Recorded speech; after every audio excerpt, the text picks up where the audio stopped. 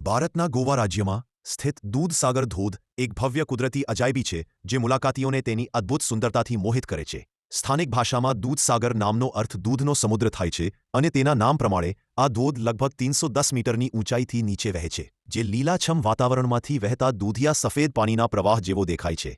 ભગવાન મહાવીર અભયારણ્ય અને મોલેમ રાષ્ટ્રીય ઉદ્યાનમાં સ્થિત આ ધોધ ગાઢ જંગલોથી ઘેરાયેલો છે, જે તેના આકર્ષણમાં વધારો કરે છે અને એક શાંત અને મનોહર વાતાવરણ પ્રદાન કરે છે. આ ધોધ પશ્ચિમ ઘાટમાંથી વહેતી માંડોવી નદીનું પરિણામ છે, જે પાણી નીચે એક પુલમાં ડૂબકી મારતા એક મંત્રમુગ્ધ કરનારું દૃશ્ય બનાવે છે, એક ધુમ્મસવાળું છાંટો બનાવે છે જે તેના અલૌકિક આકર્ષણને વધારે છે. આ ધોધ નિઃશંકપણે ગોવાના સૌથી ભવ્ય આકર્ષણોમાંનું એક છે, જે તેની અદ્ભુત સુંદરતાથી વિશ્વભરના પ્રવાસીઓને મોહિત કરે છે. છતાં આ અજાયબીની બહાર આરામ અને સાહસ બંને માટે પુષ્કળ તકો રહેલી છે. મુલાકાતીઓ ધોધના પાયા પર આવેલા પુલમાં ડૂબકી લગાવીને પ્રકૃતિની વચ્ચે આરામ કરી શકે છે અથવા પડોશી ટ્રેકિંગ અભિયાનો પર જઈ શકે છે.